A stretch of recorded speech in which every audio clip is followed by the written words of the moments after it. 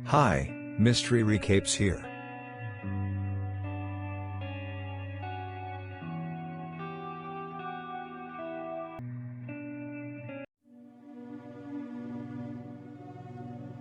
World war 1 और world war 2 इतिहास की इन दो भयंकर लड़ाइयों ने दुनिया को इतना भारी नुकसान पहुंचाया जिसकी भरपाई दुनिया आज भी कर रही है।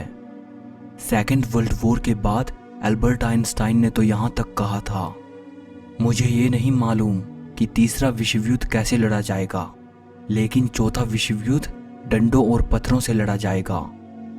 आइंस्टाइन के कहने का मतलब यही है कि अगर तीसरा विश्व युद्ध हुआ तो वो इतना विनाशकारी होगा कि वो हमारी दुनिया को फिर से स्टोन एज में पहुंचा देगा। दूसरे विश्व युद्ध ने कितनी भयंकर तबाही की होगी उसका अंदाजा आप आइंस्टाइन के इस वाक्य से लगा सकते हैं।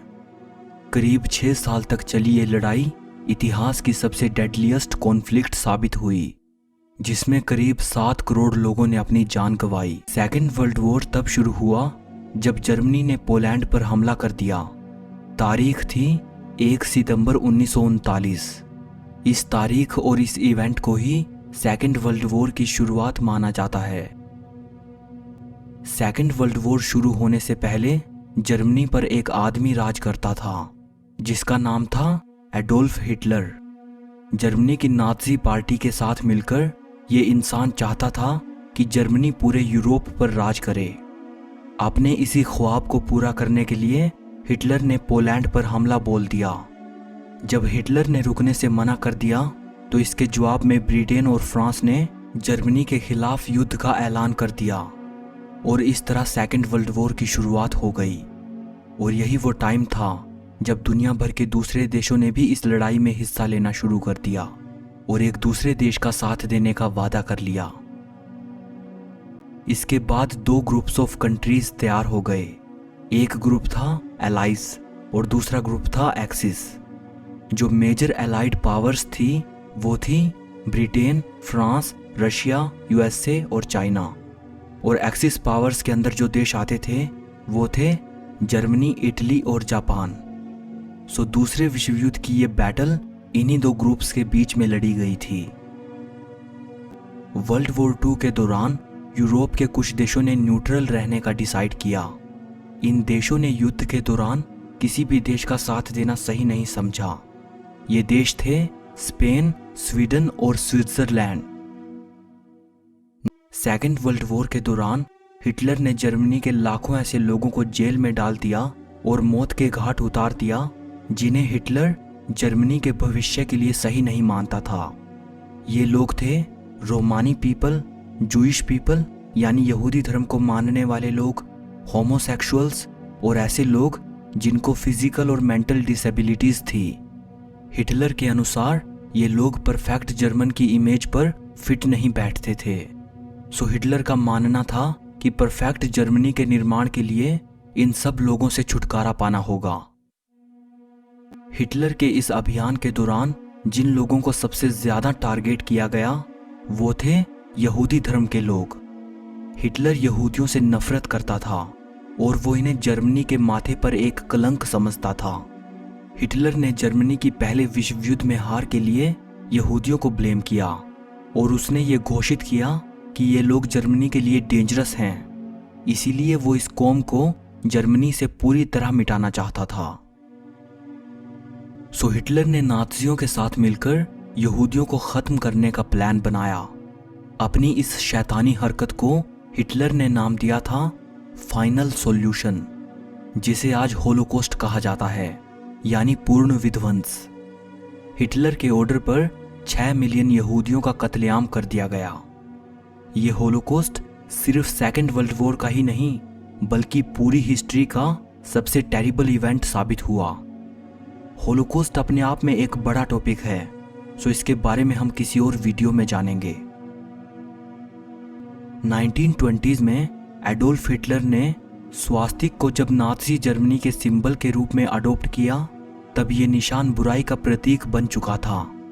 1945 आते आते स्वास्तिक को वर्ल्ड वॉर 2 से जोड़ा जाने लगा। फाशिज्म, होलोकॉस्ट और ब्रूटैलिटी से जोड़ा जाने लगा।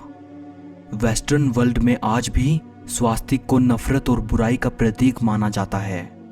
लेकिन आयरनी तो ये है कि स्वास्तिक शब्द संस्कृत के स्वस्ति शब्द से निकला है, जिसका मतलब ही होता है अच्छाई और मंगल। और सिर्फ हिंदू, बौद्ध और जैन धर्म में ही नहीं, बल्कि दुनिया के बहुत से कल्चर्स में इस निशान को बेहद पवित्र माना जाता है। ये निशान इतिहास से भी पुराना है।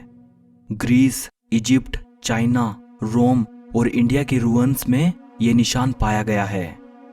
इतिहास बताता है कि प्राचीन लोग इस सिंबल का इस्तेमाल उन्नति, कल्याण और अच्छाई के लिए किया करते थे।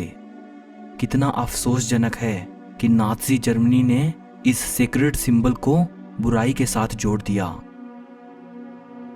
मई 1940 में जर्मनी ने फ्रांस को इन्वेड कर लिया था। 4 साल बाद 1944 में जब एलाइड सोल्जर्स पेरिस में जर्मन फोर्सेस को खदेड़ने के लिए आगे बढ़ रहे थे और जब ये लगभग तय हो गया कि पेरिस जर्मन्स के हाथ से जाने वाला है, तब हिटलर ने मिलिट्री जनरल डीट्रिच वोन कोल्टिट्ज को ये ऑर्डर दिया था कि पेरिस में जितनी भी इम्पोर्टेंट लैंडमार्क्स हैं, जैसे कि आईफल टावर, इन सभी के आसपास बॉम्ब लगा दिए जाएं।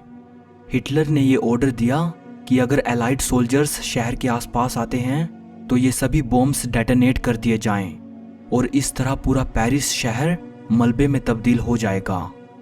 जनरल कोल्टिट्ज को हिटलर की ये बात पसंद नहीं आई और उनको ये एहसास होने लगा कि हिटलर अब हद से आगे बढ़ चुका है, और कोल्टिट्ज ने हिटलर के इस ऑर्डर को नहीं माना और एलाइज के सामने सरेंडर कर दिया। अपने इस कारनामे के लिए कोल्टिट्ज को सेवियर ऑफ पेरिस के रूप में जाना जाता है। जर्मनी के फ्रांस को इन्वेड कर लेने के बाद जब हिटलर ने पेरिस विजिट किया था, तब उस दौरान फ्रेंच रेजिस्टेंस फाइटर्स ने आईफिल टावर की एलिवेटर केबल्स को काट दिया था, ताकि हिटलर और नाज़ीज अगर जर्मन फ्लैग लगाने के लिए टावर के टॉप पर जाना चाहें तो उन्हें पूरी 1600 सीढ़ियां चढ़कर जाना पड़े। जर्मनी के फ्रांस पर कब्जे के दौरान जिन फ्रेंच औरतों के जर्मन सोल्जर्स के साथ रिलेशंस थे, उन औरतों को बाद में सजा के तौर पर गंजा कर दिया गया, ताकि देश के लोग ये देखें कि इन औरतों ने अपने देश के साथ विश्वासघात किया है। वर्ल्ड वॉर 2 के दौरान जब जर्मनी के द्वारा ब्रिटेन के शहरों पर बॉम्ब गिराए जा रहे थे, तब हिटलर ने यह ऑर्डर दिया कि ब्रिटेन के ब्लैकपूल रिजोर्ट टाउन पर कोई भी बमबारी ना की जाए। हिटलर ने यह सोच रखा था कि जब जर्मनी सेकेंड वर्ल्ड वॉर को जीत लेगा और ब्रिटेन को इन्वेड कर लेगा, तब इसके बाद वो अपनी छुट्टियां मनाने ब्लैकपूल जाया करेगा। हिटलर का भतीजा William Patrick Hitler second world war में अपने अंकल एडोल्फ हिटलर के खिलाफ लड़ा था। विलियम हिटलर एडोल्फ हिटलर के भाई एलोइस हिटलर का बेटा था। ये इंग्लैंड में पैदा हुए थे और बाद में अमेरिका जाकर सेकेंड वर्ल्ड वॉर के दौरान यूएस नेवी को ज्वाइन कर लेते हैं। लंदन में इन्होंने एक मैगजीन आर्टिकल लिखा था जिसका टाइटल था why I hate my uncle. अपने अंकल से इनकी नापसंदगी इतनी ज्यादा थी कि इन्होंने अपना सरनेम हिटलर से बदलकर स्टुअर्ट ह्यूस्टन कर लिया था। अमेरिका के future president George H W. Bush second world war के दौरान एक हैवानियत भरी दुर्घटना से बाल बाल बच पाए थे। लड़ाई के दौरान जापान के ऊपर बमबारी करते हुए जॉर्ज बुश का एयरक्राफ्ट जापानीज द्वारा गिरा दिया जाता है। इस हवाई दुर्घटना में तो बुश और उनके 8 और साथी अपनी जान बचाने में कामयाब रहते हैं, लेकिन उन 8 सैनिकों को जापानीज सोल्जर्स द्वारा पकड़ लिया जाता है और जॉर्ज बुश को एलाइड सोल्जर्स द्वारा रेस्क्यू कर लिया जाता है। जॉर्ज बुश के पकड़े गए साथियों को जापानीज सोल्जर्स टॉर्चर करते हैं, उनको बुरी यातनाएं देते हैं, उनको मार दिया जाता है और फिर जापानीज सोल्जर्स उनका मांस खाते हैं। जापानीज सोल्जर्स द्वारा की गई ये करतूत वर्ल्ड वॉर 2 के सबसे घिनौने क्राइम्स में से एक थी। जैसे ही अलाइड फोर्सेस नाज़ी जर्मनी को खदेड़ने के लिए बर्लिन में आगे बढ़ रही थी, हिटलर ने 30 अप्रैल 1945 को एक अंडरग्राउंड बंकर में सुसाइड कर ली। इसके ठीक एक हफ्ते बाद 7 मई 1945 को जर्मनी ने सरेंडर कर दिया और इसके साथ ही यूरोप में सेकेंड वर्ल्ड वॉर खत्म हो गया।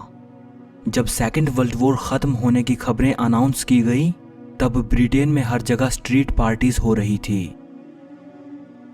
जर्मनी के सरेंडर करने के बाद 6 साल तक चलने वाला ये महायुद्ध यूरोप में तो खत्म हो गया।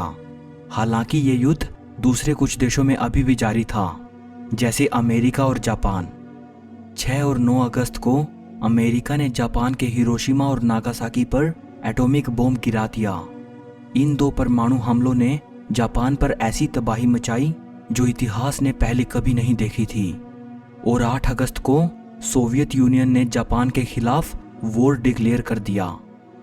जापान के पास अब और कोई ऑप्शन नहीं बचा था। 6 दिन बाद 15 अगस्त 1945 को जापान ने अमेरिका के सामने सरेंडर कर दिया।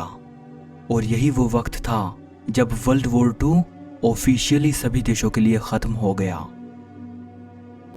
वर्ल्ड वॉर 2 के परिणाम ये निकले कि यूरोप का तो डाउनफॉल हो गया as a centre of world power, और अमेरिका और रशिया सुपर पावर्स के रूप में उभर कर सामने आई। और इसी का नतीजा ये हुआ कि अमेरिका और रशिया के बीच कोल्ड वॉर की कंडीशंस पैदा हो गई। हिस्टोरिकल रिकॉर्ड्स ये बताते हैं कि अगर जापान दूसरे एटॉमिक बॉम्ब के बाद भी सरेंडर नहीं करता और अमेरिका अगर तीसरा परमाणु हमला करना जरूरी समझता, तो हिरोशिमा और नागासाकी के बाद जापान के जिस शहर को टारगेट किया जाना था वो होता जापान की कैपिटल टोक्यो। जापान के एक शख्स सुतोमू यामागुची ने दोनों एटॉमिक बॉम्ब से सरवाइव किया था। सुतोमू यामागुची एक इंजीनियर थे और नागासाकी के रहने वाले थे। 6 अगस्त 1945 को जब हिरोशिमा पर एटॉमिक बॉम्ब गिराया गया, उस वक्त यामागुची हिरोशिमा में ही काम कर रहे थे। इस परमाणु हमले में यामागुची को काफी चोटें आईं, लेकिन उनकी जान बच गई। हमले के अगले दिन 7 अगस्त को यामागुची नागासाकी में अपने घर के लिए रवाना हुए और इसके 2 दिन बाद अमेरिका ने नागासाकी पर एटॉमिक बॉम्ब गिरा दिया। यामागुची ने इस हमले में भी सरवाइव किया। ये अकेले ऐसे इंसान थे जो दोनों परमाणु हमलों में अपनी जान बचा पाए। यामागुची की मृत्यु 2010 में हुई, तब वो 93 साल के थे। जर्मनी और जापान के सरेंडर करने के बाद वर्ल्ड वॉर 2 का अंत हो गया। इतिहास बताता है कि इस युद्ध में एलाइड पावर्स की जीत हुई और एक्सिस पावर्स की हार हुई। लेकिन अब ये आंकड़े देखिए, माना जाता है कि इस महायुद्ध में करीब 50 से 70 मिलियन के बीच लोग मारे गए थे, जिनमें आधे से ज्यादा सिविलियंस थे। एलाइड पावर्स के 1 करोड़ 70 लाख सैनिक मारे गए और एक्सिस पावर्स के करीब 80 लाख सैनिक मारे गए। रशिया ने अकेले अपने 21 मिलियन नागरिकों को खोया। इन आंकड़ों को देखते हुए किसी की हार और जीत का फैसला करना कितना सही है। युद्ध हमेशा विनाश का मार्ग लेकर आते हैं। इसमें किसी की जीत नहीं होती, बल्कि हार और हार होती है, इंसानियत की, अहिंसा की और शांति की। सो इस वीडियो के लिए बस इतना ही।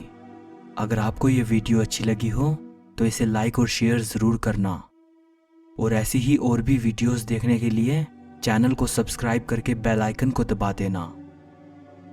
सो मिलते हैं अगली वीडियो में।